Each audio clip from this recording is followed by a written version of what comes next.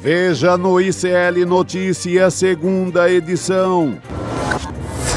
Governador do Distrito Federal na corda bamba. 3 partidos pedem impeachment de Ibanez Rocha por transações envolvendo o BRB e o Banco Master.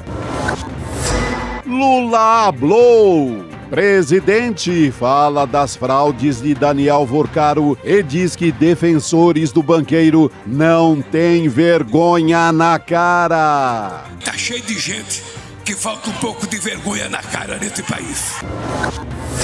Tarcísio afinou de vez. Governador nega a pressão de Jair e diz que vai trabalhar por Flávio Bolsonaro. Terra sem lei. Agentes de imigração de Trump são orientados a invadir casa sem mandado judicial nos Estados Unidos. O ICL Notícias, segunda edição, está no ar.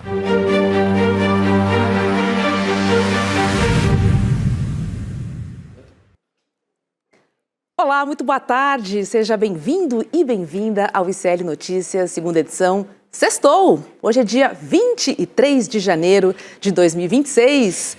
Chico Sá, boa tarde a você. Opa, sexta-feira, o espírito é outro, né? Estamos aqui com a notícia, mas já com aquele ar de que a rua vai nos falar bonito daqui a pouco. É verdade, olha, sextou, mas tem gente lá em Brasília, tipo o governador do Distrito Federal, que não está curtindo esse dia que geralmente a gente gosta. Não, Brasília tem que ser Rivotril em carro-pipa daqui por diante, né? Porque é o tipo de escândalo que mexe com muita gente. Você pegar, tem num leque mais amplo, tem de empresa de marmita que servia ali no mundo da Faria Lima ao governador de Brasília, ao governador do Rio, Cláudio Castro. Tem um tal de um cunhado aí, aliás, escrevi sobre ele hoje no site do ICL, na perspectiva de Nelson Rodrigues, já que é um cunhado.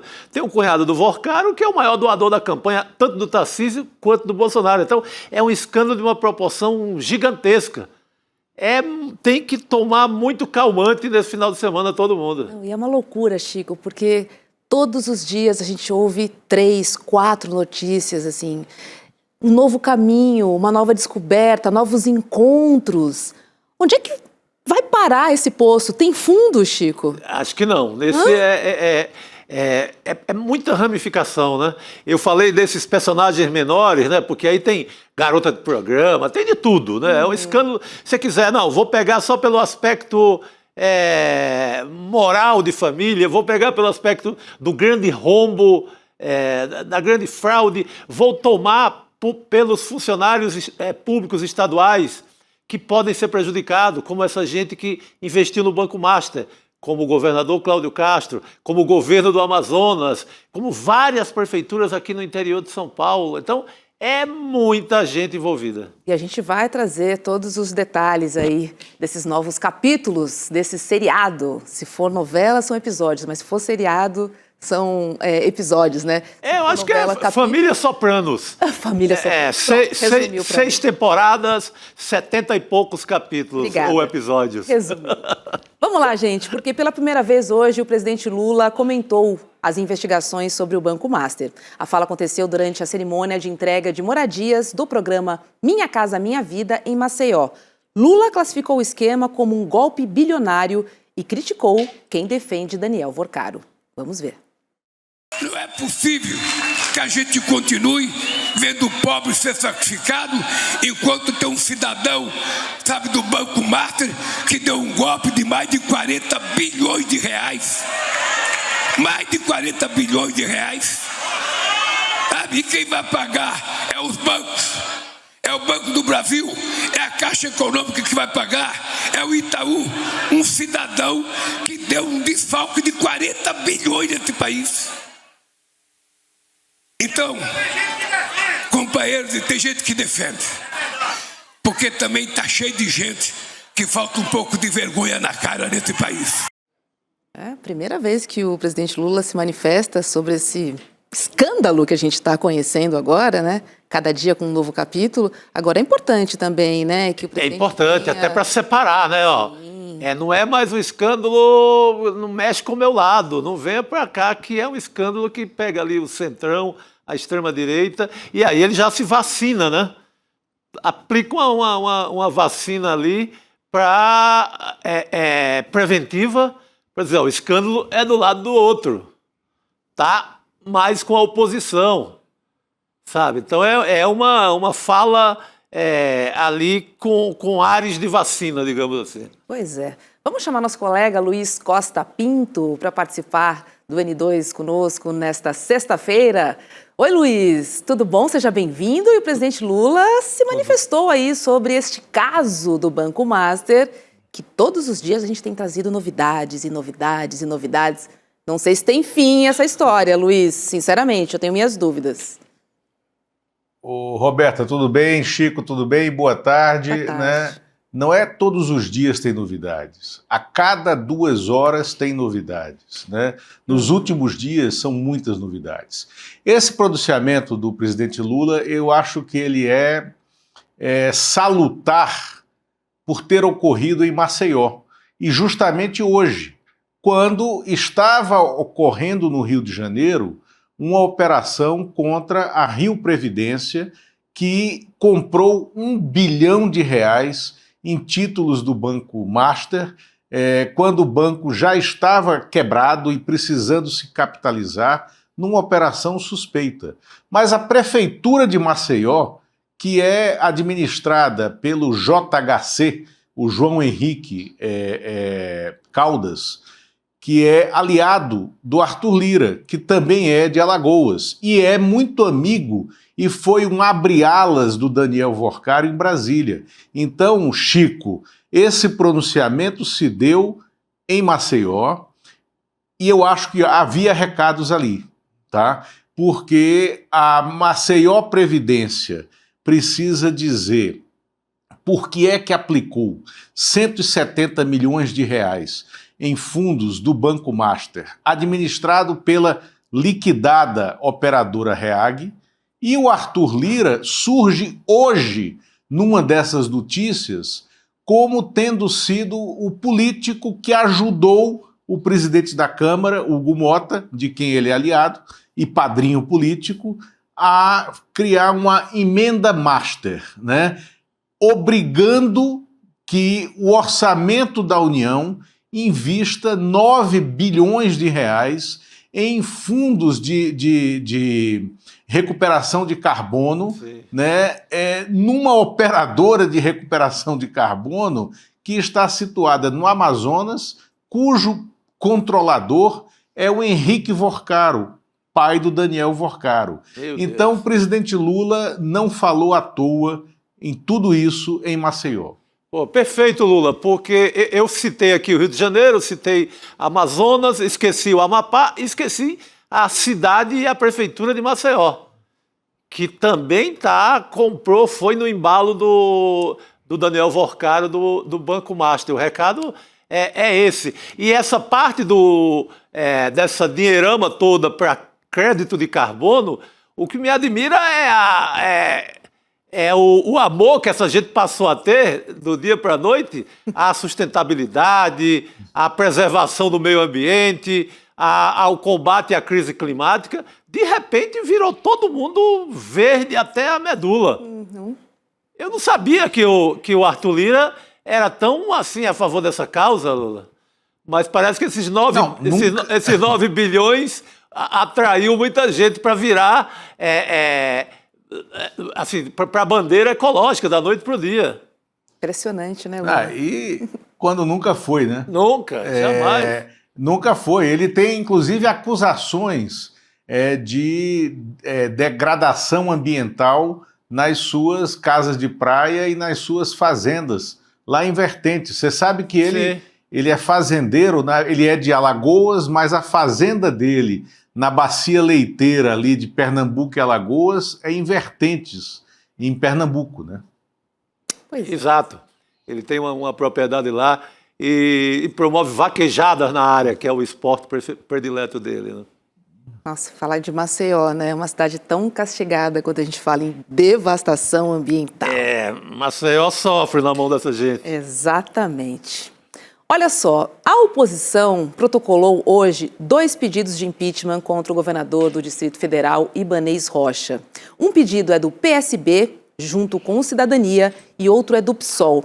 As iniciativas ocorrem após novos desdobramentos do escândalo envolvendo o Banco Master e o Banco de Brasília, incluindo a declaração do banqueiro Daniel Vorcaro de que teria tratado diretamente com o governador as operações que resultaram em transações fraudulentas entre as duas instituições. O governador disse que esteve na casa do banqueiro, mas que não falou do assunto, Lula. E aí temos 2 versões, né? Ele esteve na casa do banqueiro e não falou sobre o assunto, já Daniel fala que falou sobre o assunto com o Ibanez. E aí? Olha só, estes pedidos de impeachment, a tendência é que eles não deem nada, tá? A tendência, porque eles vão tramitar na Câmara Legislativa do Distrito Federal, que é a Assembleia Legislativa que tem aqui, a gente chama de Câmara Legislativa. E o governo do Distrito Federal tem uma extensa maioria, né, entre os 24 deputados distritais da Câmara Legislativa.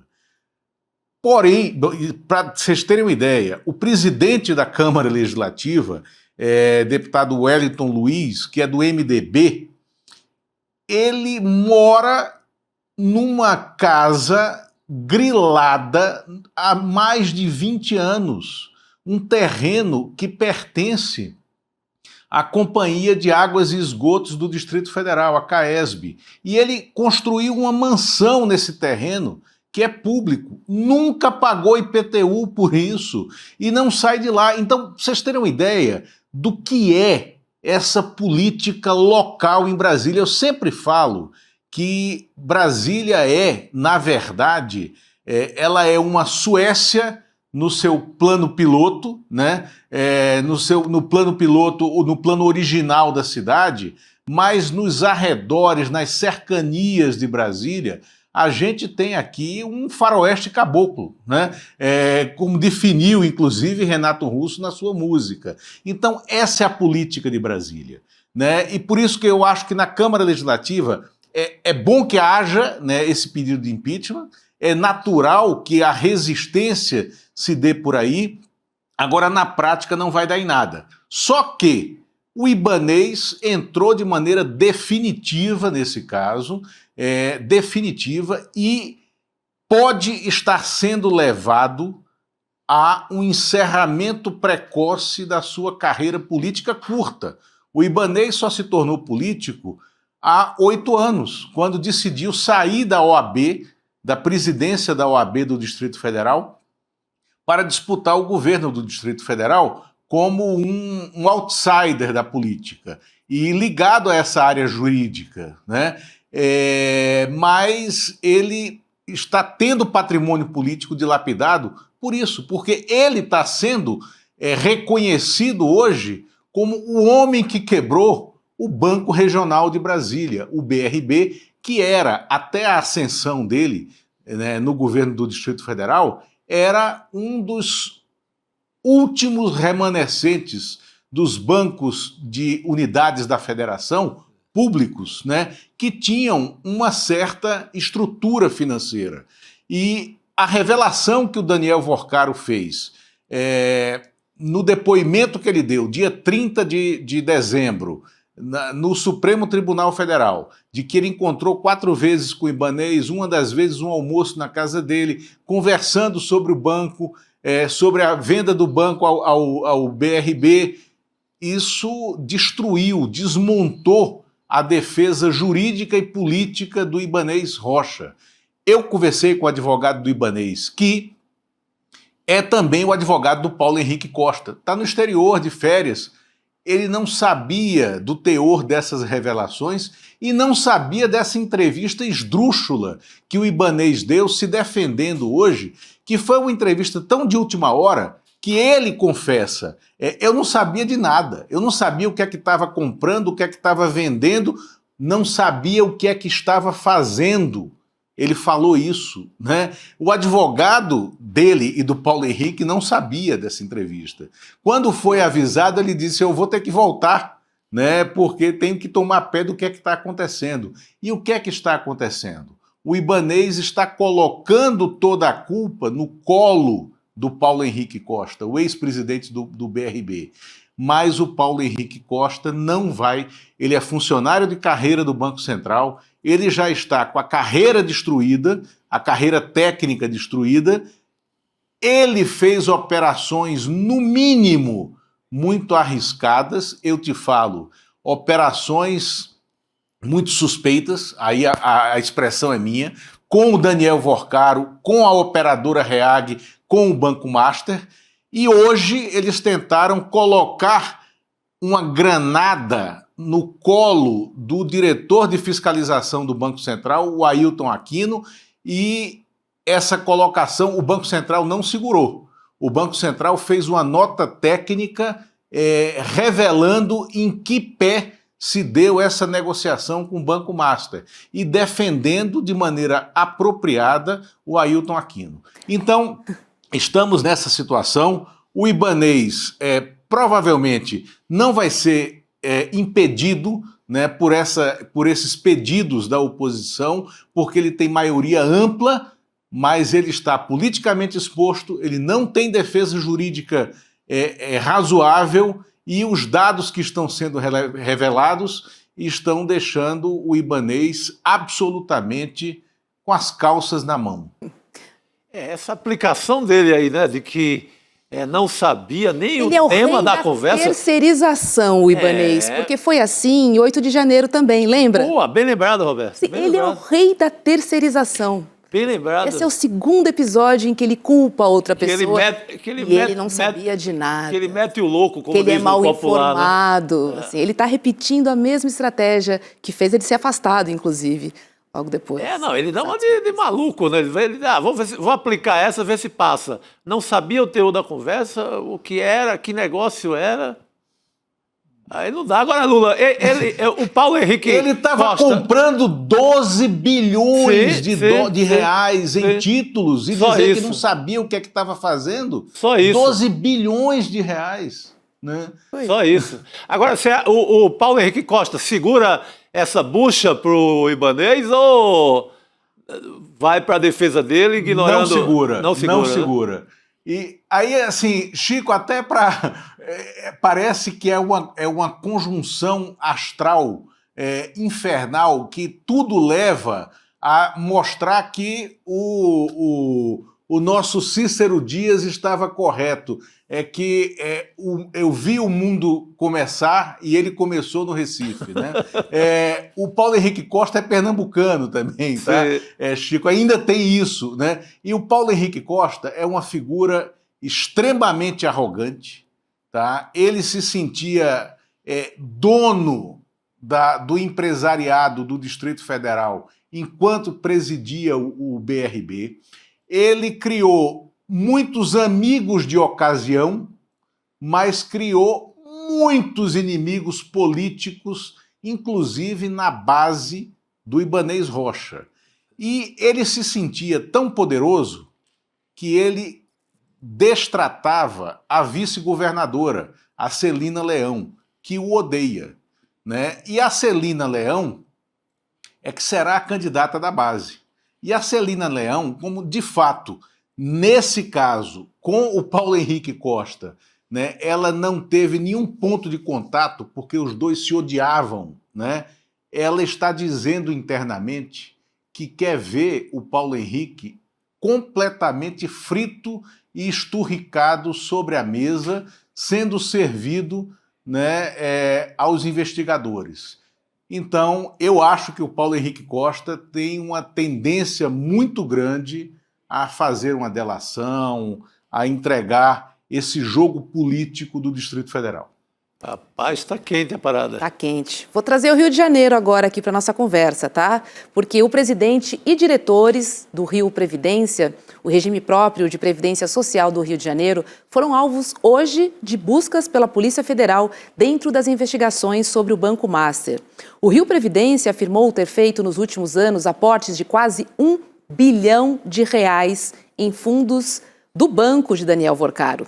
A PF considera que essas operações financeiras supostamente irregulares expuseram o patrimônio da autarquia, que é responsável pelo pagamento de benefícios previdenciários a 235 mil servidores, com aposentadorias e também pensões. Os agentes cumpriram 4 mandados de busca e apreensão.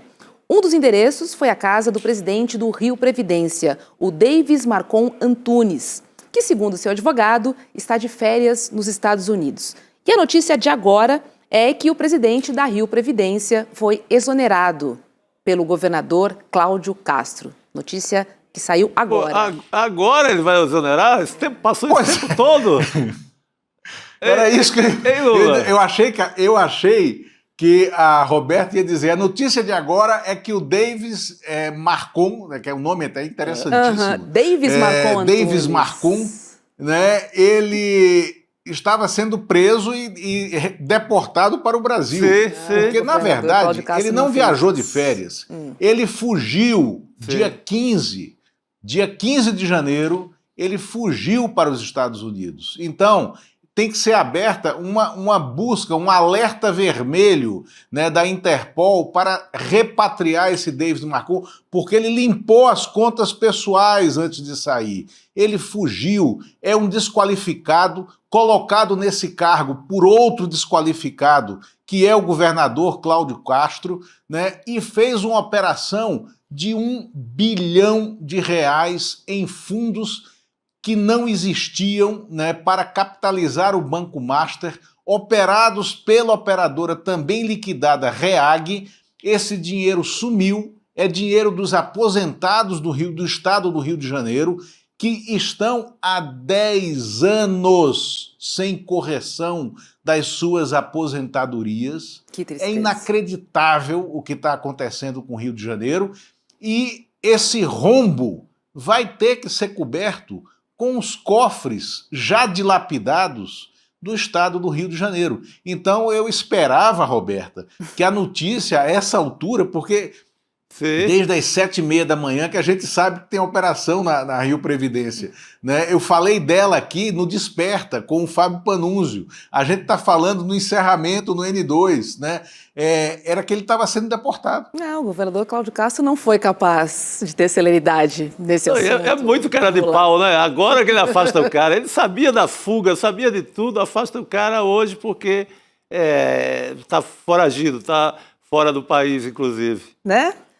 Vamos continuar a falar do Master agora? Vamos para o STF, porque o ministro Dias Toffoli... Cada pena é uma galinha que vem, né? Então vamos continuar. Vamos continuar puxando as penosas. Vamos, coitadas das penosas. Coitadas das penosas. Vamos falar de Dias Toffoli, porque o ministro decidiu ser eloquente, segundo uma apuração, na verdade, da jornalista Daniela Lima, do UOL. Contatado por colegas do Supremo, ele mandou avisar que fica com o caso Master e disse que vai, abre aspas, apanhar o que tiver que apanhar e conduzir o caso com tranquilidade. Fecha aspas. Segundo a rejeição do pedido de afastamento dele do processo pela Procuradoria-Geral da República, o ministro também reforçou a mensagem, E disse que o parecer de Paulo Gonet reafirma a regularidade na condução do caso. Na prática, Toffoli decidiu não arredar o pé. E a questão agora é a de defesa pessoal da sua capacidade de conduzir um processo tão complexo e polêmico como esse que a gente está vendo do Banco Master. O ministro, inclusive, foi taxativo ao dizer a um aliado o seguinte: não vou abrir mão. Lula, ele não quer soltar. Mas eu vou te falar, eu até... essa matéria, esse texto da Daniela Lima, ele está apenas com a versão do Toffoli, que é realmente o que ele está falando para os amigos dele, para os aliados dele. Mas o Toffoli já perdeu completamente a condição de seguir com esse processo. O Toffoli não tem essa força para dizer isso que ele está dizendo, e já há, o ministro Luiz Edson Fachin está construindo a operação de descida desse caso, de volta para a Justiça Federal Criminal, aonde ele tinha origem. Nada justifica a manutenção desse caso no Supremo Tribunal Federal. E fazer com que ele desça é a saída mais honrosa mais honrosa para o Supremo e menos dolorosa para o Toffoli, porque é ele admitir que não tem por que o caso estar no foro privilegiado, porque aquilo que deu origem a essa subida para o foro privilegiado, a pedido da defesa do Daniel Vorcaro, não existe, que era um contrato que era apenas uma minuta de compra e venda de um lote de 1.000 alqueires em Trancoso, né, que seria comprado por um deputado do PL da Bahia, o João Carlos Bacelar. Sim. Esse contrato não existe. Então o ministro Fachin, que deu uma dura nota, uma nota que foi lida de maneira errada por muita gente, porque você tem que ler a nota do Fachin nas entrelinhas. E nas entrelinhas o Fachin até faz uma homenagem ao Toffoli, mas ele diz o seguinte: é o plenário do Supremo que vai decidir o que vai acontecer. Sim. E o plenário do Supremo vai decidir que o Toffoli tem que descer esse caso para a Justiça Federal, porque não há saída para o Supremo. E o que se fala hoje aqui em Brasília, depois dessa nota do ministro Fachin, é que esse consenso para a descida do caso já está sendo construído para que ocorra depois do Carnaval. Eu tenho a nota do Toffoli, do Fachin. Vou ler aqui para vocês. Vamos lá. Quem tenta desmoralizar o STF para corroer sua autoridade, a fim de provocar o caos e a diluição institucional, está atacando o próprio coração da democracia constitucional e do Estado de Direito. A crítica é legítima e mesmo necessária. Não obstante, a história é implacável com aqueles que tentam destruir instituições para proteger interesses escusos ou projetos de poder. E o STF não permitirá que isso aconteça. Está aí a nota, então, do presidente do STF. A nota inteira, o comunicado do Fachin inteiro é muito habilidoso. E eu acho que ele diz exatamente o que o Lula está dizendo. Ele constrói de maneira elegante ali toda essa saída. Vai para o plenário diz que o Bacelar, o tal deputado, não comprou o mesmo terreno, que não comprou, e desce, e que era a única causa que mantinha a papelada toda na mão do Toffoli. O STF no Toffoli. Desce para lá, o Toffoli vai tomar um banho lá naquela represa feia dele lá, e fica tudo certo.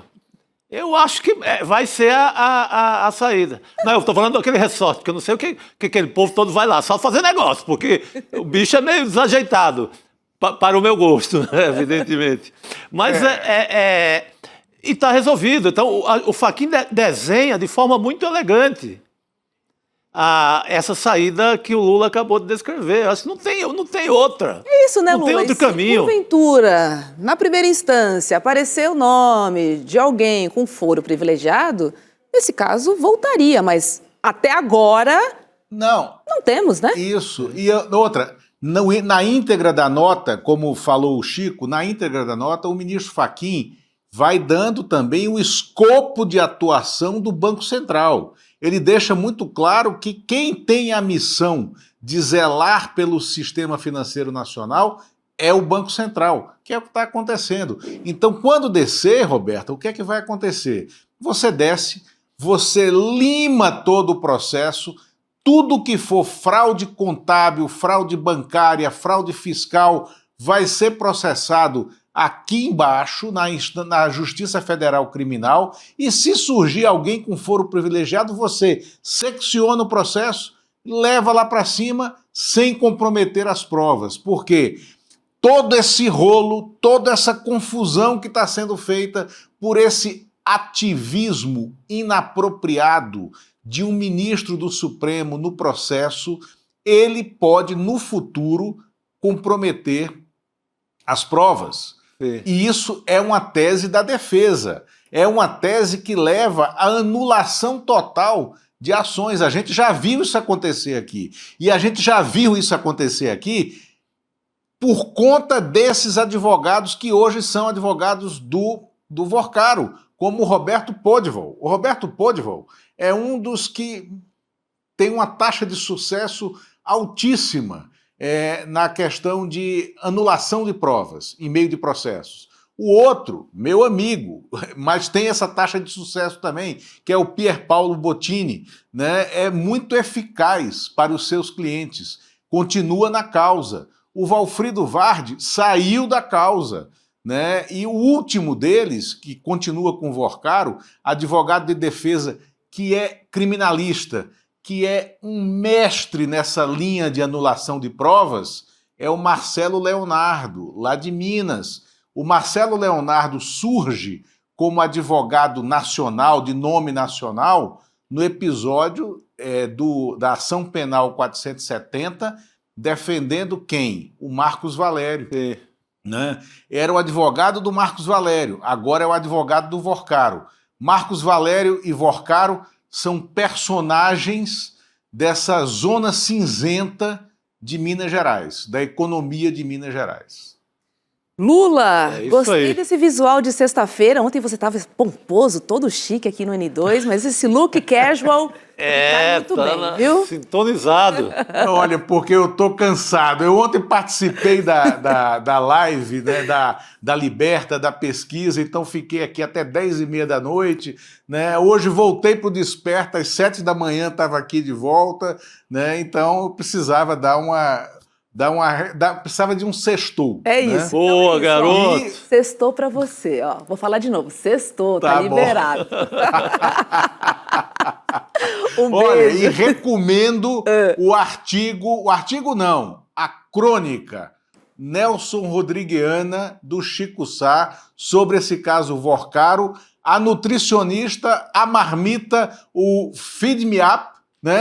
E o que é que ela falava mais era... Ah, sim, ela que admite no papel, na causa, quando pergunta assim, você é o quê? Ela fala, eu sou uma sugar baby. Exatamente. Né? Então isso é fantástico. Que para o Nelson Rodrigues seria apenas, no tempo dele, uma teuda e manteuda.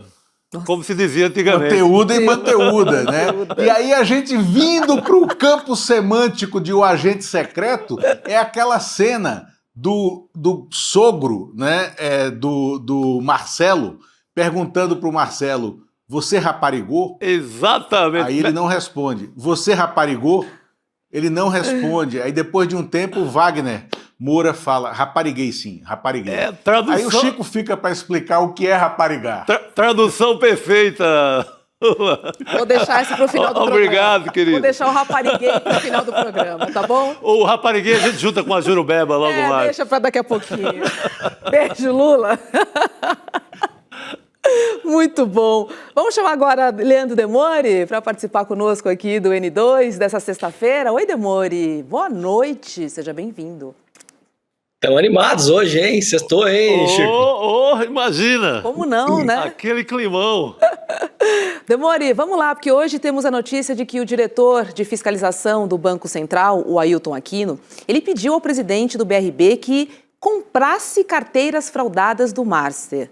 E essa apuração é da Malu Gaspar, do jornal O Globo. Só que, de acordo com fontes e documentos obtidos pela equipe da coluna, Aquino teria, então, enviado mensagens ao então presidente do Banco da Estatal, de Brasília, o BRB, o Paulo Henrique Costa, pedindo que adquirisse os créditos para ajudar o Master a resolver seus problemas de liquidez.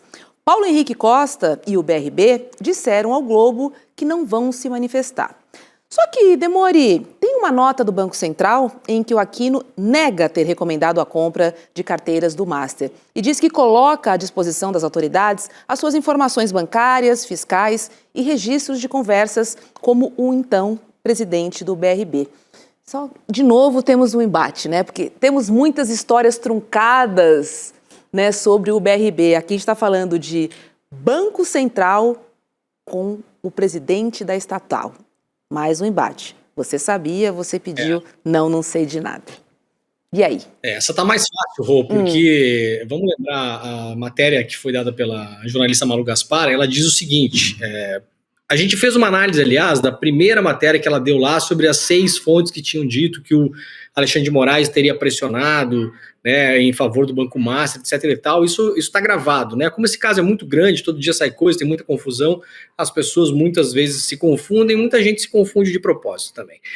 O que a gente falou naquela época? Olha, matéria muito perigosa de dar em off. Tá gravado, gente. Tá no meu perfil de Instagram, inclusive, né? Falamos sobre isso. Matéria muito perigosa de dar em off, porque você não tem nenhuma prova de que o ministro fez o que fez.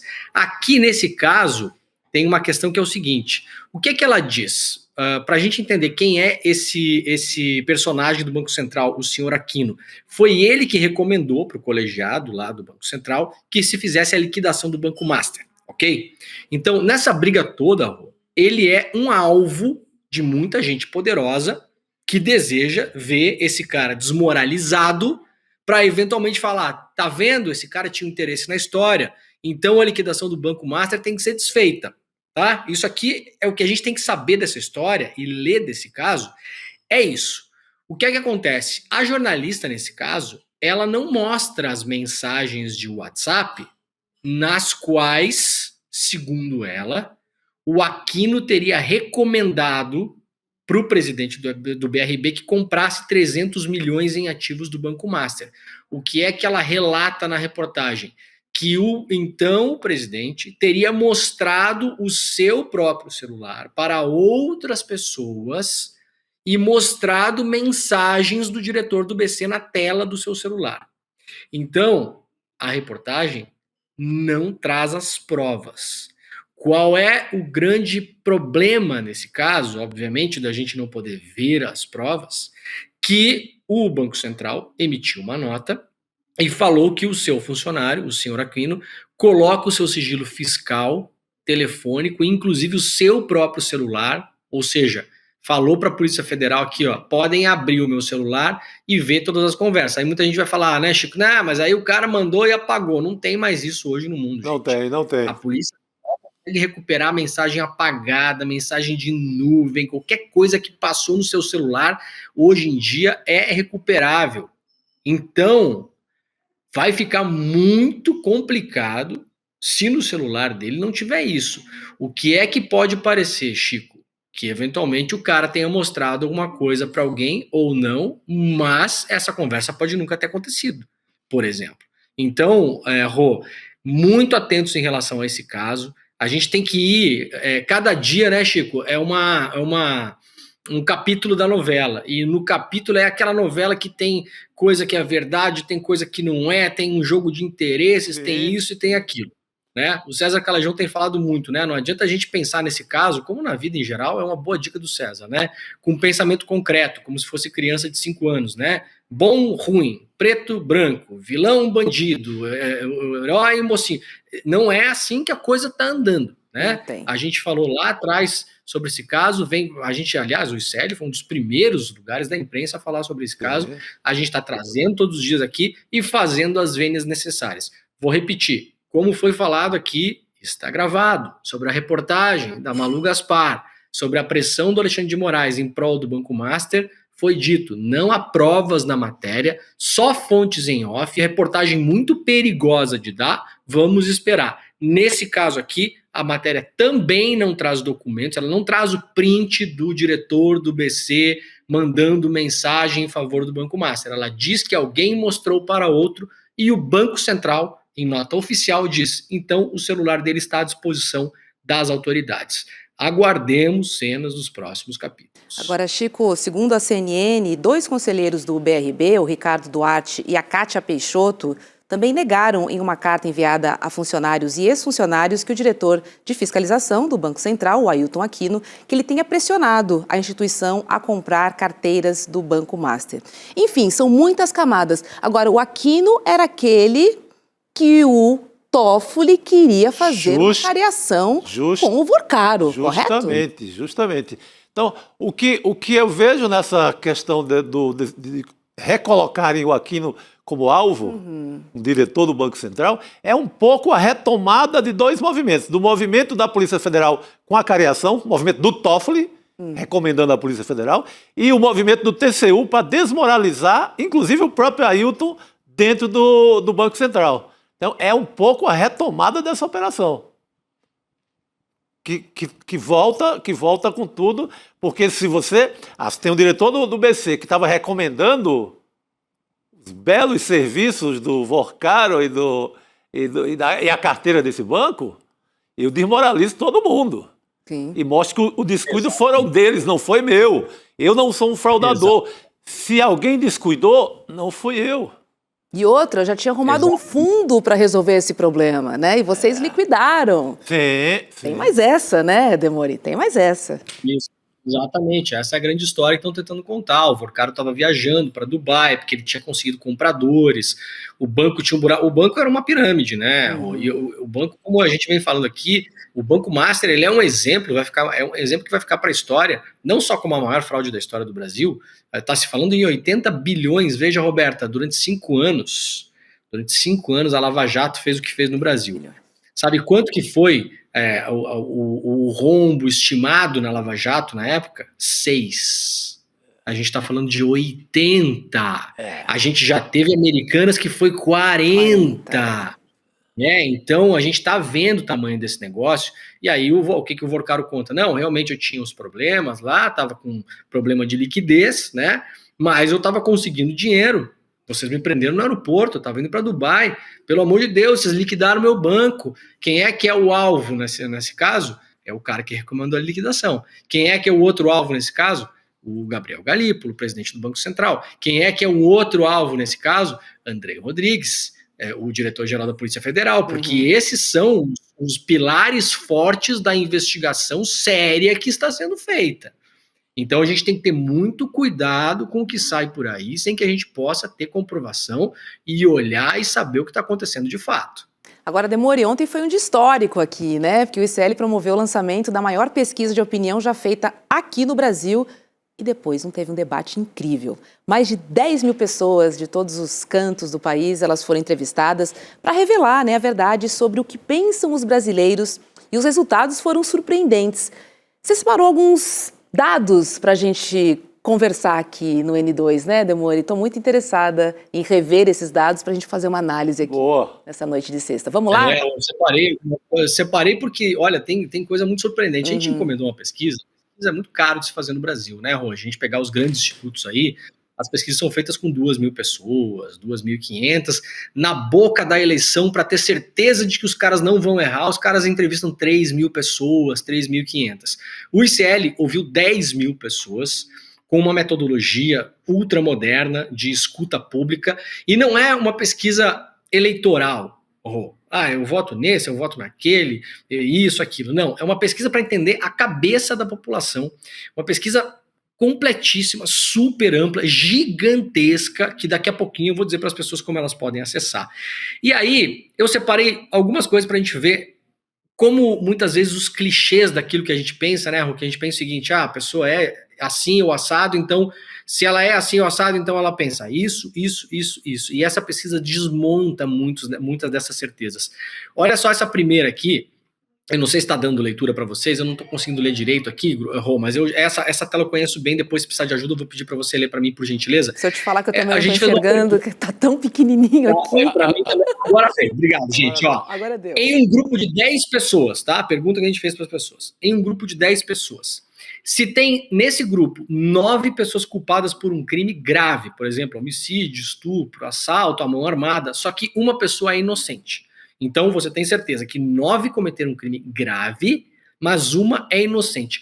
O que é que você faz, Rô? Você pune as 10, mesmo que tenha que punir um inocente.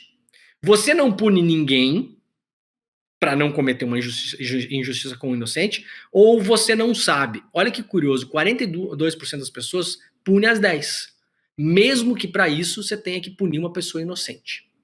15% só decide não punir ninguém, né? Aquela coisa que a gente fala, a justiça, se ela comete uma injustiça, ela não pode ser chamada de justiça. Só 15% das pessoas acreditam nisso. A maioria das pessoas que responde uma coisa ou outra acredita que você tem que punir o inocente para punir as outras pessoas também.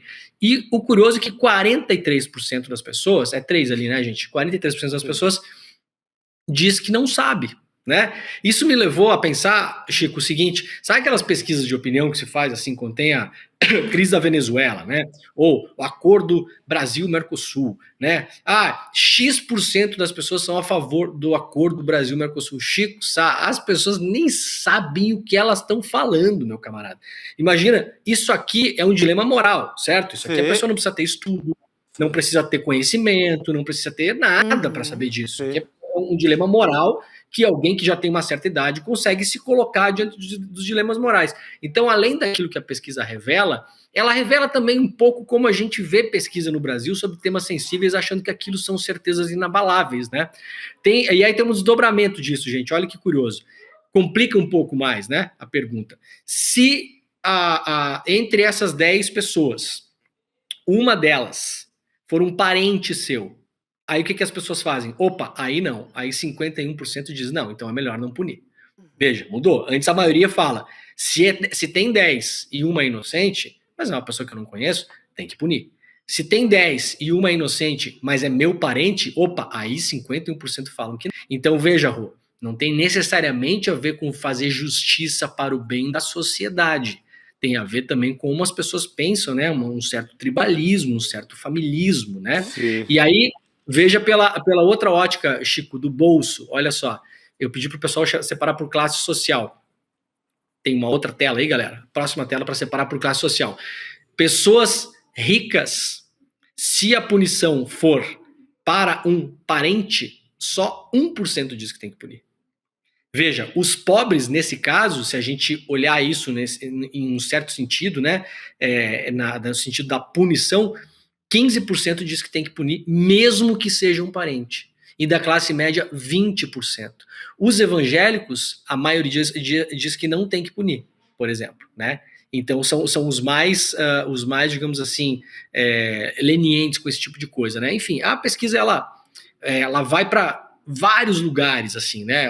Tem mais 2 telas que eu acho interessantes para a gente dar uma olhada aqui muito rapidamente, e depois eu vou dizer para o pessoal como é que o pessoal faz para conseguir acessar a pesquisa, tá?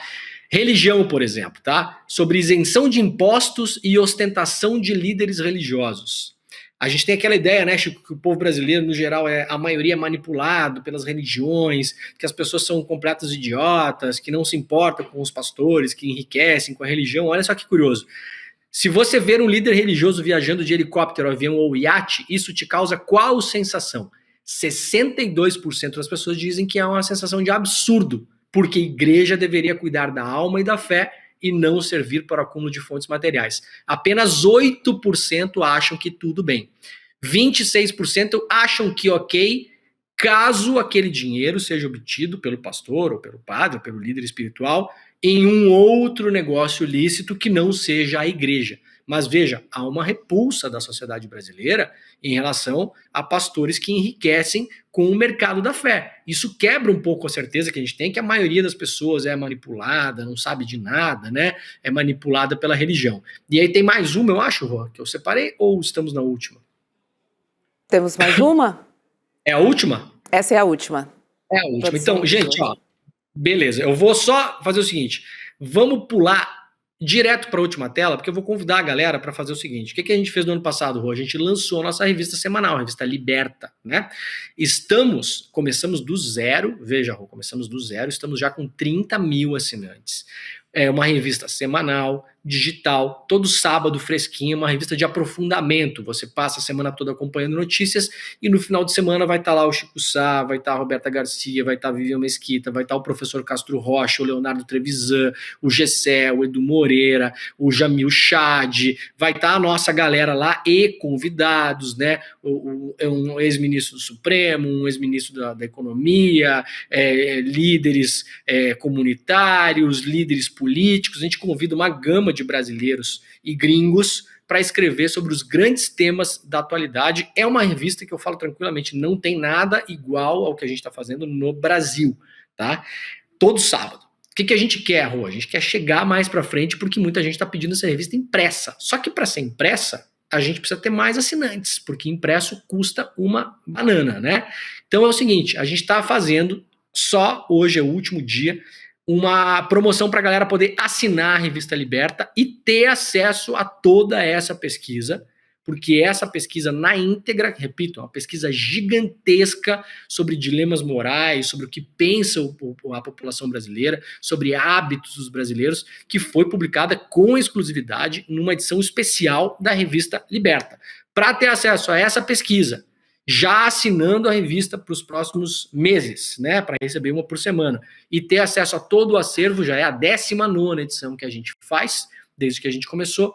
Estamos com essa promoção hoje, que é icl.com.br/revista, icl.com.br/revista. Isso ajuda, claro, Rô, a financiar o jornalismo do ICL também, porque nós não temos publicidade, não tem propaganda, não tem dinheiro de governo, não tem dinheiro privado, não tem investidor externo, não tem absolutamente nada, nem a monetização aqui do Google a gente pega. O nosso site não tem banner, não tem anúncio, não tem publicidade programática, não temos nenhum tipo de apoio que as pessoas possam dar. O que nós temos é o ICL, e para isso, para crescer nesse ano de eleição, a gente precisa da nossa comunidade chegando junto. Hoje é um mega presente que você vai assinar a revista Liberta, acessando aí icl.com.br/revista, e vai levar 2 formações que estão nos nossos cursos, que são só para a galera do ICL, né, que tem acesso a mais de 300 cursos, mas a gente liberou junto hoje 2 formações. Uma formação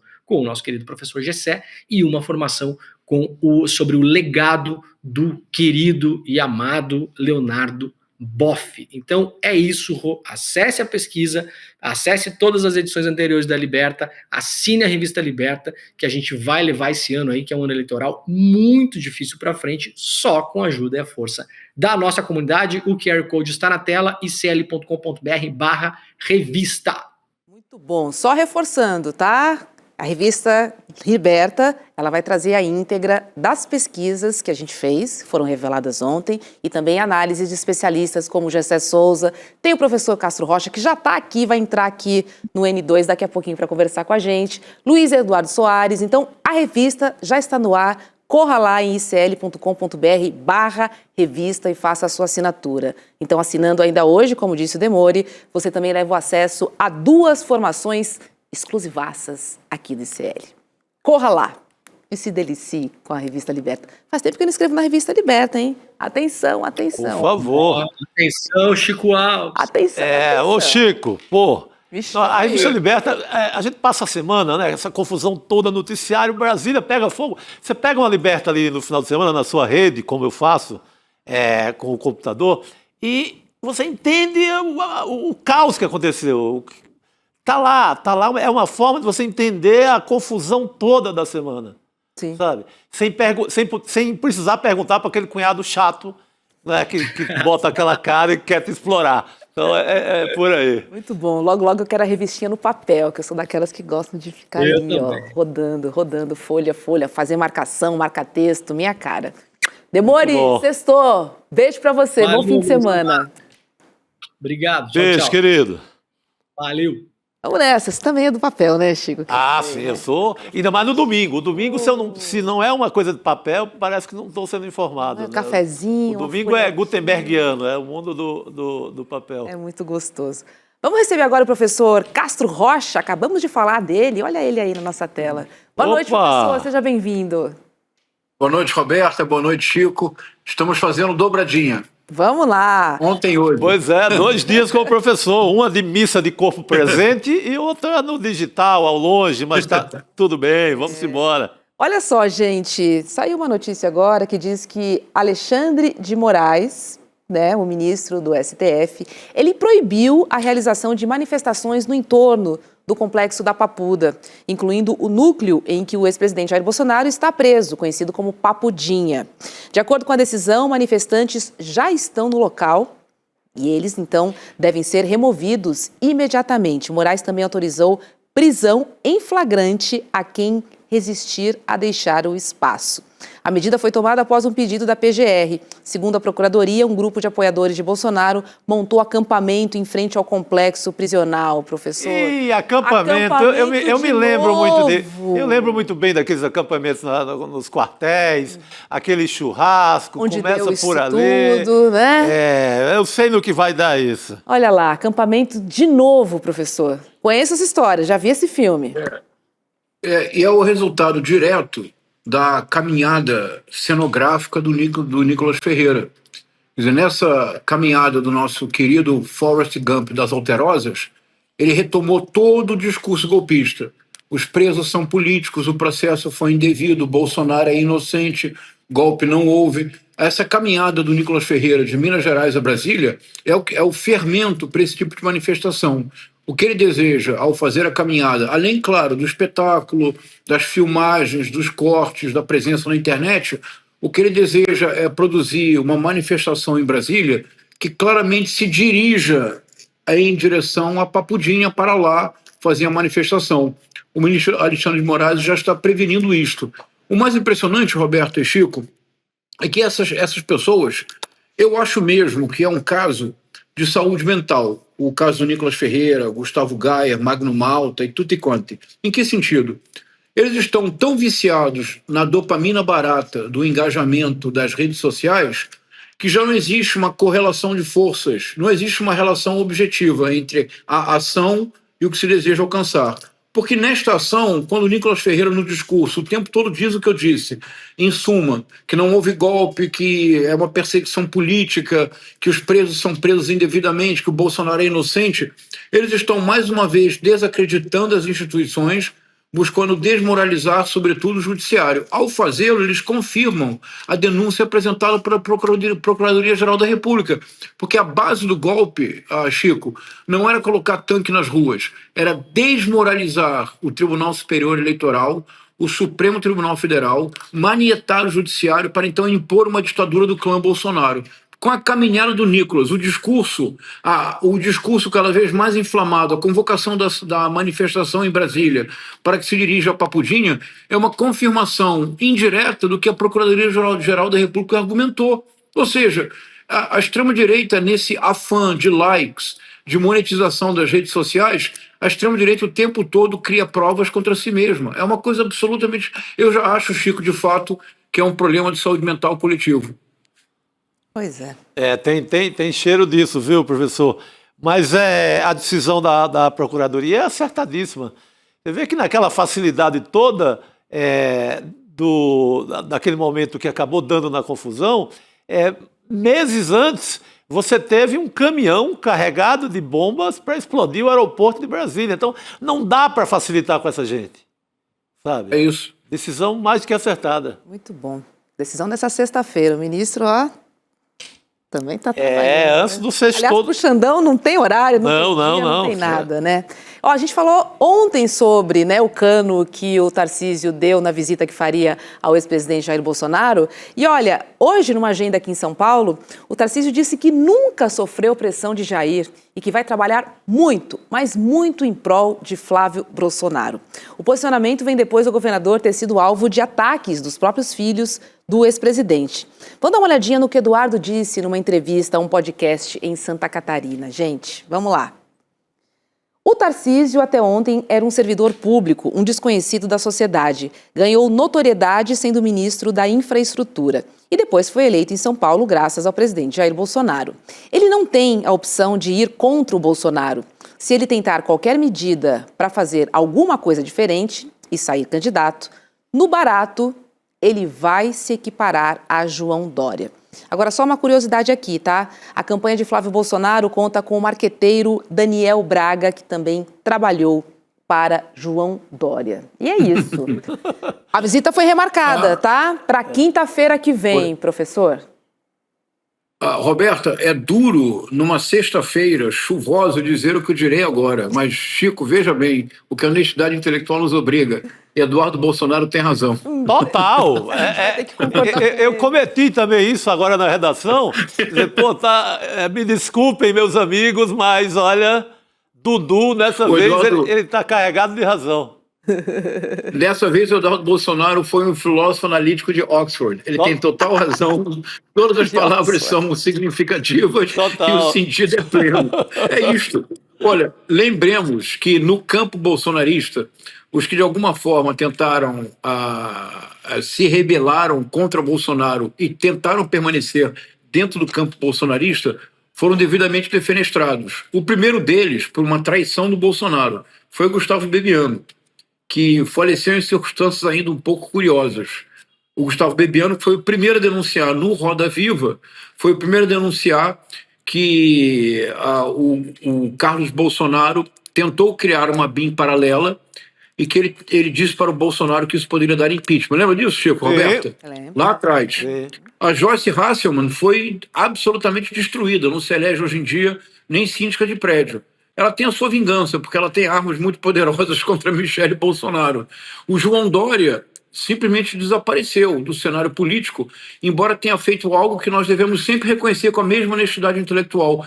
Nós devemos ao João Dória a aceleração indispensável do uso da vacina por todos os brasileiros, porque o João Dória insistiu na Coronavac em São Paulo com o Instituto Butantan, mas ele foi destruído na sua tentativa de enfrentar o Bolsonaro. O campo bolsonarista, Chico, ele não é antropófago, como diria o Oswaldo de Andrade, ele é canibalista, ele não deixa espaço para ninguém. Em alguma medida, a indicação que muitos não esperavam que fosse tão prematura do Flávio Bolsonaro é uma forma que o Jair Messias Bolsonaro tem de canibalizar a esposa, a Michele Bolsonaro. O Bolsonaro estava muito incomodado com o protagonismo ganho crescente pela mulher, ele impossibilitado de realizar manifestações políticas, a Michele Bolsonaro se arvorando a fazer articulações políticas em todo o Brasil, e o Jair Messias Bolsonaro encontrou a fórmula ideal para escanteá-la, indicou o filho. Perfeito. Não, eles estão. Esse canibalismo está rolando solto lá dentro, né?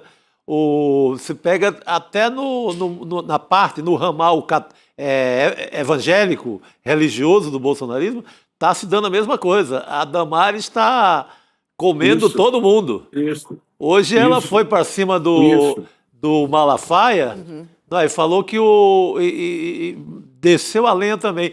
Já o Malafaia falou que o Flávio, o próprio filho, se aproveitou de um momento de fragilidade do pai, que o pai estava meio ali atordoado, delirante e gagá, num certo momento na cadeia, e teria escolhido o Flávio como candidato. Foi um momento ele pegou ali na hora da fragilidade máxima. Então, eles estão se comendo, para ser mais direto. Que loucura.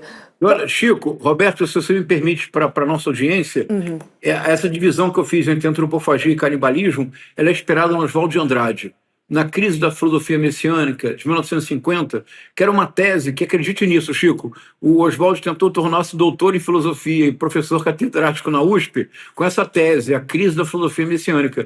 O concurso foi suspenso, não houve nem sequer concurso. E aí o Oswaldo dizia o seguinte: antropofagia é uma atitude nobre em que eu reconheço o valor do outro e dele me aproprio para assimilar as suas qualidades. Canibalismo, dizia Oswaldo de Andrade, é atitude baixa, é puro apetite. No canibalismo, na antropofagia, você se enriquece com o outro. No canibalismo, você quer eliminar o outro. Ou seja, o bolsonarismo, com perdão da rima, é puro canibalismo. Verdade. Sensacional, professor. O Rouanet, o homem que deu o nome à lei, ele tinha um ensaio parecido, que ele comparava falava dos caetés de Alagoas e dos tupinambás aqui do Sudeste. Que os caetés são pelo canibalismo, comeram o bife sardinha sem pensar, já foram comendo o bife sardinha na chegada, e os tupinambás já são nesse processo mais elaborado de comer o inimigo para se enriquecer. Isso. Muito bom, Chico. Boa lembrança. Deixa eu dizer uma coisa que eu descobri há pouco tempo, Chico, que me fez rolar de rir. Isso mesmo, os caetés devoraram o bispo Pero Fernandes de Sardinha. O Albert Camus escreveu no diário dele, quando o Oswaldo de Andrade contou a história para ele. Ele escreveu assim: mas ele se chamava Sardinha. Agora, Chico, Roberta, fica ainda melhor a história. Sabe por quem foi substituído o bispo Sardinha? Depois de ter sido substituído, sabe por que ele foi substituído? por um bispo chamado Leitão, Chico. É bom Meu demais, Deus não do é? céu, tá pronto para ser devorado. Olha, muito bom, Mas gente. o bispo Leitão, Roberta, foi prudente e nunca se aproximou dos caetés. Vou aproveitar esse momento aqui de descontração para a gente fazer, né, aquele link, aquela comparação, né, da nossa literatura com o momento atual. E aí, professor, hoje a gente vai fazer um paralelo entre Dostoiévski e a situação de Flávio Bolsonaro, certo? A gente tem alguns trechos aqui do livro Memórias do Subsolo. Bota na tela aí, vou ler, hein? Será que os senhores aceitariam a tarefa de definir com perfeita exatidão em que consiste precisamente o lucro para um ser humano?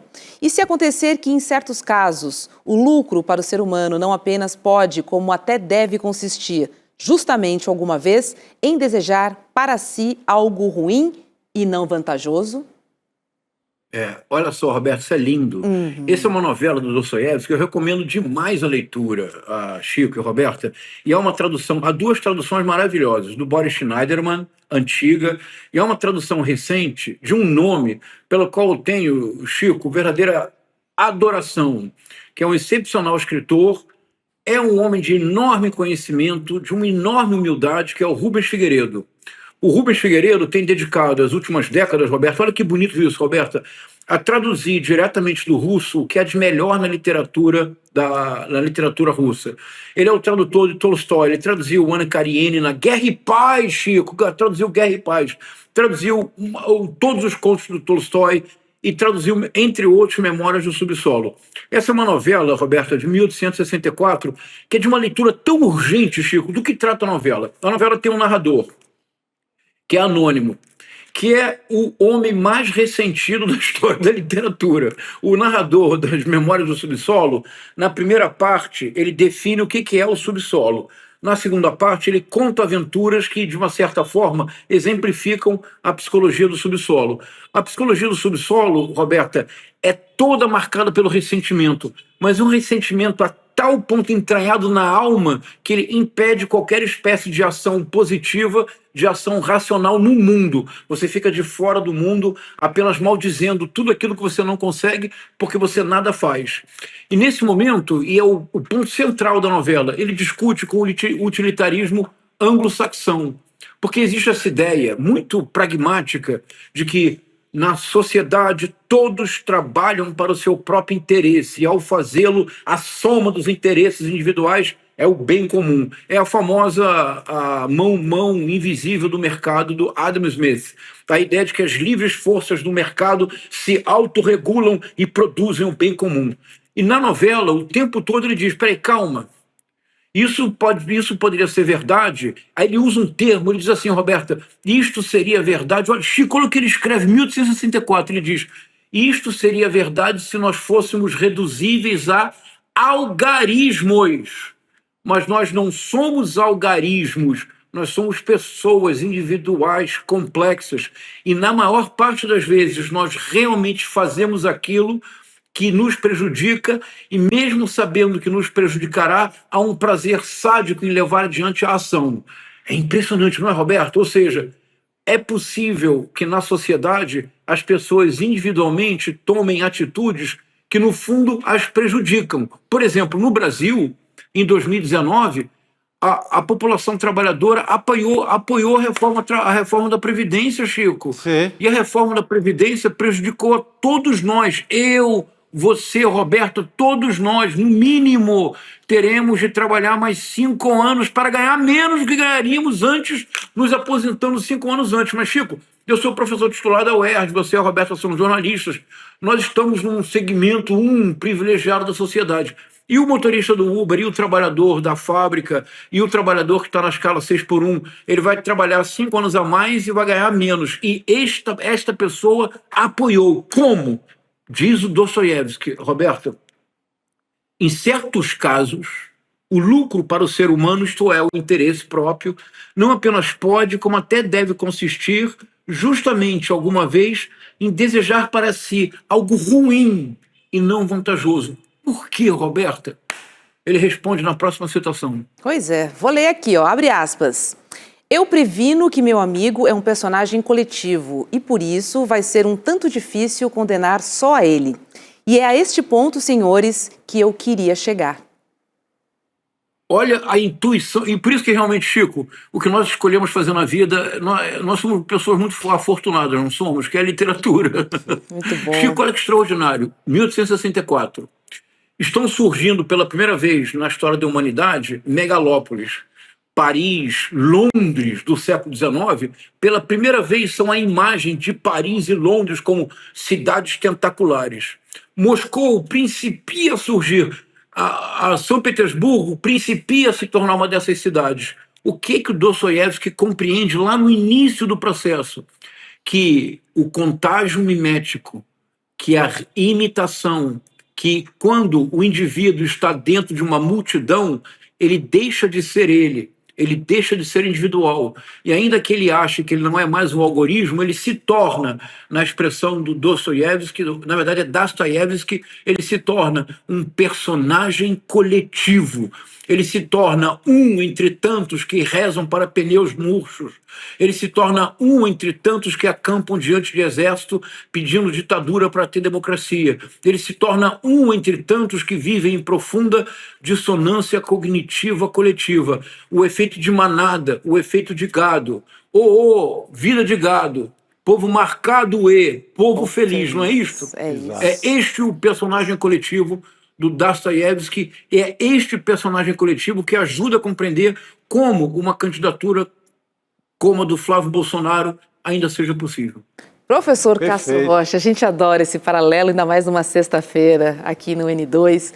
Muito obrigada, viu, pela reflexão, por nos trazer Dostoiévski aqui para o N2. E um bom final de semana, viu? Você me deixa dizer uma frase? Por favor. Em homenagem ao Chico. Chico, vou citar um pensador cearense. Boa. Que você conhece profundamente. A candidatura do Flávio Bolsonaro é frágil como um vidro, como um beijo de novela. Bom final de semana. Sensacional. Boa noite. Um abraço. O rapaz de Sobral, Belchior. Muito bom, né? Olha, vamos receber nossa querida Cris Serra para a gente conversar aqui sobre o ministro Alexandre de Moraes, enfim, para a gente entender mais o desenrolar, né, da tentativa de golpe do dia 8 de janeiro, mas ainda reverbera. Cris, boa noite, seja bem-vinda. Boa noite, Roberta, Chico, todo mundo que está aqui com a gente. Boa noite, querida. Olha só, o ministro Alexandre de Moraes, ele negou o pedido do ex-comandante da Marinha, o Almir Garnier, para exercer funções administrativas dentro da Marinha, enquanto cumpre pena de 24 anos de prisão por tentativa de golpe de Estado. Na decisão, o ministro afirmou que os crimes cometidos por Garnier são incompatíveis com qualquer tipo de trabalho ligado ao desenvolvimento institucional ou estratégico das Forças Armadas. Segundo Moraes, o ex-comandante atuou contra a ordem constitucional, justamente aquela que as Forças Armadas deveriam proteger. O ministro pediu ainda que a Marinha apresente novas opções de trabalho e que não envolvam atividades estratégicas ou operacionais. Cris Serra, é o mínimo, né? É o mínimo. Pois é, Roberta, a decisão do Alexandre de Moraes está certíssima, né? As pessoas precisam entender quem foi condenado, né, por tentativa de golpe de Estado, de abolição do Estado Democrático de Direito, como é o caso do ex-ministro da Marinha, Garnier, né, precisa entender que está preso, que foi condenado, está sendo punido. Ok, prisão, condenação não é vingança, mas é uma punição. Tanto é que ele está preso, privado de liberdade. Agora, a lei permite, e isso é muito importante, que o preso trabalhe para que possa ter uma redução de pena, né? Trabalho, estudo, leitura de livros, né? Tem que fazer a ficha do livro que leu, tudo isso, ótimo que seja assim e que o preso, então, possa abater da sua pena. Agora, quer trabalhar? Precisa trabalhar em tarefas administrativas, coisas desse tipo. Não pode querer, depois de ter sido condenado por tentativa de abolição do Estado Democrático de Direito, por golpe de Estado, querer trabalhar em atividades que tem a ver com operações da força a qual ele pertence, ainda pertence, que é a Marinha, né? Questões operacionais ou doutrinárias ou estratégicas, muito menos, né? Porque isso botaria ele em contato, certamente, com a hierarquia da Marinha, com atividades que, por serem estratégicas, né, devem requerer um certo sigilo, entende? Então, tem limite, né? O trabalho que ele pode desenvolver tem limite. Ele não pode estar ali enfronhado, né, nas questões mais importantes da Marinha, como se ele ainda estivesse livre, né? Como se ele ainda fosse comandante da força. Não dá, né? Mas, enfim, o Alexandre de Moraes pediu, então, para que a Marinha ofereça outras alternativas. Certamente isso vai ser feito, certamente ele vai trabalhar e poderá abater aí esse tempo da sua pena, né, do período da sua pena. Agora, importante dizer, né, porque isso para mim é o que mais me deixa incomodada com a punição que foi dada a esses militares envolvidos no atentado golpista de 8 de janeiro, é o fato de que, apesar da condenação, eles mantêm as suas patentes, né? No caso do Garnier, sei que já está tramitando no Superior Tribunal Militar, né, uma ação, um processo para que ele perca a patente, né? Porque ele desonrou a Marinha, né, as Forças Armadas, enfim, a quem ele deveria servir com lealdade, com dignidade, né? O que ele fez, qualquer um que se envolve no atentado golpista desonra a Força Armada a qual está servindo, que é o caso dele. Só que eu acho que esse processo se dá muito lentamente, sabe? Deveria ter sido uma coisa em paralelo ao processo no Supremo Tribunal Federal. Sabe-se lá quanto tempo isso ainda vai durar no Superior Tribunal Militar e quanto tempo isso vai levar.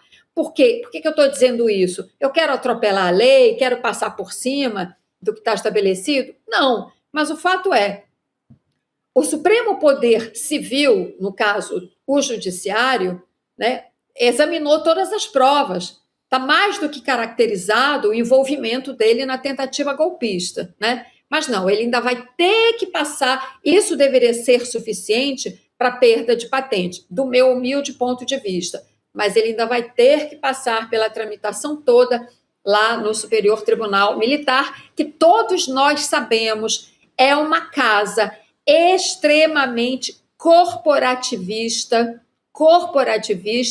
a mesma, aliás, que livrou a cara do seu Bolsonaro lá na década de 1980, quando ele também, né, foi processado porque tinha um plano de cometer atentados à bomba em quartéis no Rio de Janeiro. Deu no que deu, né? O STM ter livrado a cara de Bolsonaro, deu exatamente no 8 de janeiro. Enfim, não dá para esperar muita coisa do Superior Tribunal Militar.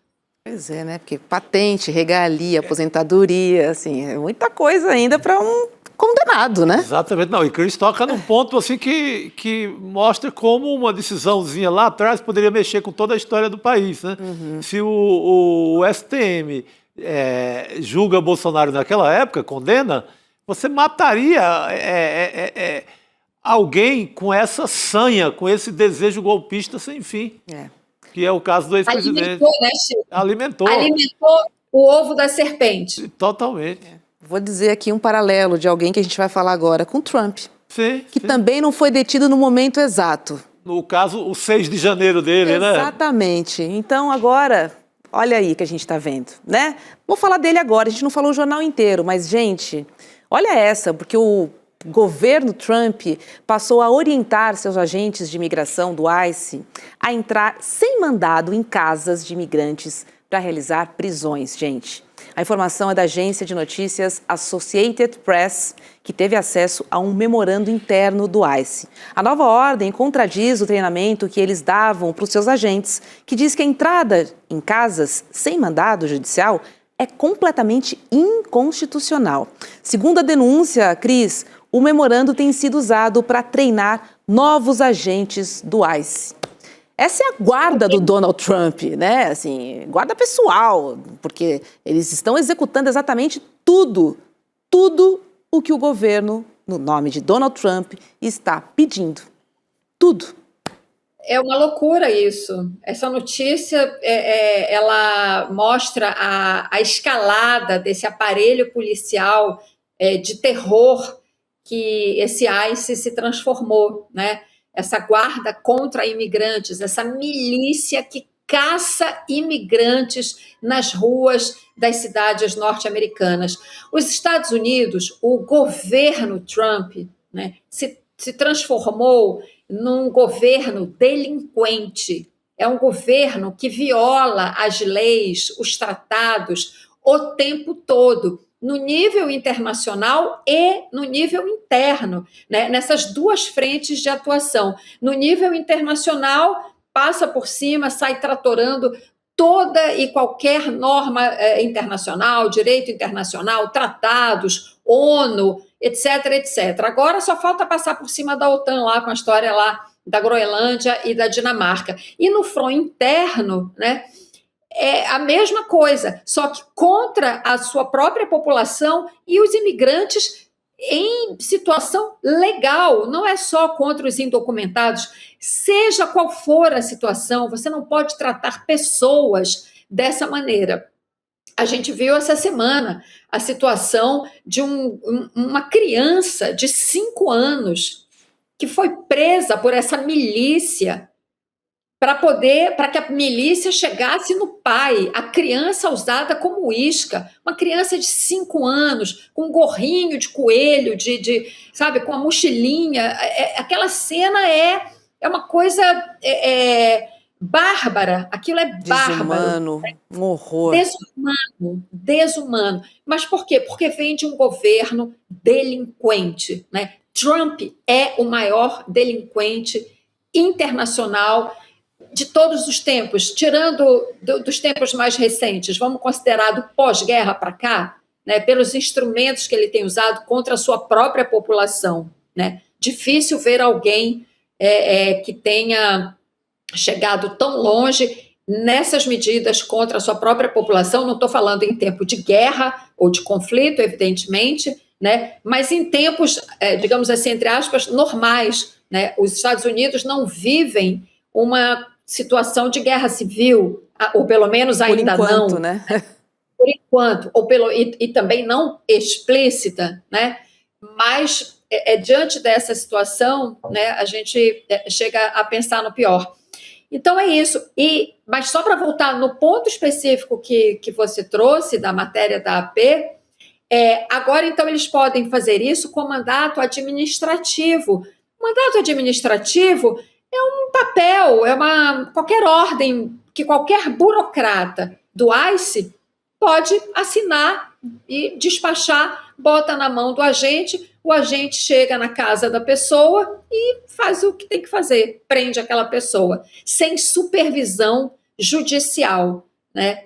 Então isso, de fato, amplia os poderes dessa milícia de uma maneira incomensurável, né? Os poderes que eles têm agora para fazer o que estão fazendo. Se já estavam fazendo de maneira violenta, abusiva e agressiva, né? Sem isso, agora eles estão perfeitamente, digamos assim, legitimados pelo comando, pela hierarquia do órgão, para fazer o que bem entenderem. Não foi à toa que prenderam uma criança de 5 anos. Não só esse menino, a que eu estou me referindo, que estava chegando da escola, mas outras crianças estão em situação semelhante. Esse caso chamou atenção porque tem a foto da criança e, de fato, é uma coisa muito, né, que abala qualquer um que vê aquela imagem. E olha, Chico, em meio a essa nova fase mais opressora do governo Trump, a ONU denunciou a desumanização dos imigrantes por parte dos Estados Unidos. A ONU também pede investigações independentes da morte de pelo menos 36 pessoas. Volker Turk, que é o alto comissário da ONU para assuntos dos direitos humanos, ele pediu que os Estados Unidos garantam que as políticas migratórias respeitem a dignidade humana e o direito ao devido processo legal. Agora, é uma solicitação, né? Mas assim... E nessa hora a gente lembra de... Se ele cordialmente aceitar, né? Nessa hora, infelizmente, a gente tem que lembrar de Gaza, que a gente passou o tempo inteiro gritando, falando, apelando para a ONU, todo mundo apelando e não aconteceu nada. Então, é muito cruel. Muito cruel. Cris, a gente tem uns minutinhos que a gente está quase acabando o jornal. Vou passar para você. Só para encerrar, esse alto comissário da ONU para Direitos Humanos, o Volker Turk, é ótimo, que bom que ele fez esse alerta, mas bem tarde, né? Demorou muito, né? Porque, como o Chico lembrou, não é só a situação lá em Gaza e tudo mais, mas com relação à imigração especificamente, que foi a fala dele, né? Essa situação de agressão contra os imigrantes, de perseguição, já vem de muito tempo. Os abusos do ICE já estão aí para quem quiser ver. Demorou um pouco, é importante o alerta, porém bastante tardio e obviamente não vai dar em nada, porque acabamos de comentar aqui, o Trump não respeita a ONU. Aliás, ele está criando uma outra entidade para competir ou, na cabeça dele, substituir a ONU, onde ele, nessa outra entidade, o tal Conselho da Paz, ele terá plenos poderes, reinará absoluto nos delírios de grandeza do Trump. Que a gente espera, claro, que isso não funcione, que os países não colaborem para mais esse delírio de Donald Trump. Eu estou curiosa para ver qual vai ser a saída do Brasil para tudo isso. Na semana que vem, talvez a gente já tenha novidades nesse assunto. Não vai aderir, Roberta, não vai. Eu também creio que seja esse o caminho. Mas a minha curiosidade é a forma que a gente vai falar. Como que a gente vai dizer isso e qual vai ser a nossa ancoragem na resposta, sabe, Cris? Porque, Sim. Não vai, mas a maneira vai influenciar muito o que a gente vai dizer e o porquê que a gente não vai aceitar. São esses dois Sim, é muito importante. Você tem toda a razão. Que eu estou curiosa para ver. Semana que vem teremos novidades, provavelmente, nesse caso. Cris, querida, bom final de semana para você. Sextou. Graças. Boa noite, querida. Boa noite. Olha só, sextou e hoje tem Cine ICL, o seu ponto de encontro com o melhor do cinema, que rola toda sexta-feira, às 19h, aqui na tela do ICL, coladinho no N2, tá? Vamos dar uma olhadinha na escolha do Duda Leite para a sessão de hoje. Roda aí. Minha dica de hoje é o documentário Triunfo, que é sobre o Nelson Triunfo, um dos precursores da cena do hip-hop nacional. Triunfo mistura hip-hop, música black, cultura urbana e muito breakdance com a luta pelos direitos da população preta. Dirigido pela dupla Cauê Angeli e Hernani Ramos, foi o grande vencedor do festival Inédit em 2014. Nelson, beijo no seu coração, que massa. Nelson lá de Triunfo, Pernambuco, por isso que esse nome dele aí. Muito bom. Depois da sessão, a gente recebe Marcelo Alite, que é diretor artístico do festival Inédit. Esse festival é dedicado a documentários musicais, tá? Então vai rolar um bate-papo exclusivo sobre o documentário de Nelson Triunfo, que é uma lenda viva da história do hip-hop brasileiro, tá? Querido. Para não perder a exibição de Triunfo, entre no grupo exclusivo do programa, tá? No WhatsApp, icl.com.br/cinegroup. Lá você vai receber o link, né, da sessão e também outras informações. icl.com.br/cinegrupo. Falei cinegrupo, mas é cinegrupo. Cinegrupo. Fechamos, Chico?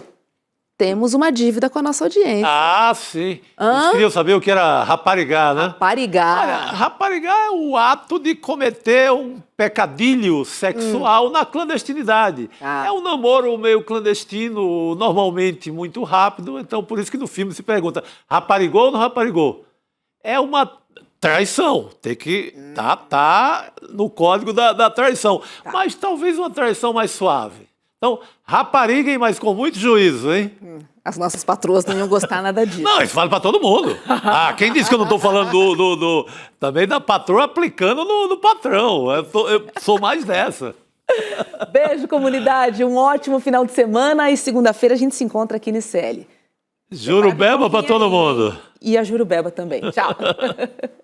Quantos golpes aconteceram no mercado financeiro em 2021? Teve Banco Master, teve o faraó lá dos bitcoins. Agora, teve muita gente que não caiu em nenhum desses golpes, que não comprou COI, que não comprou CDB do Banco Master.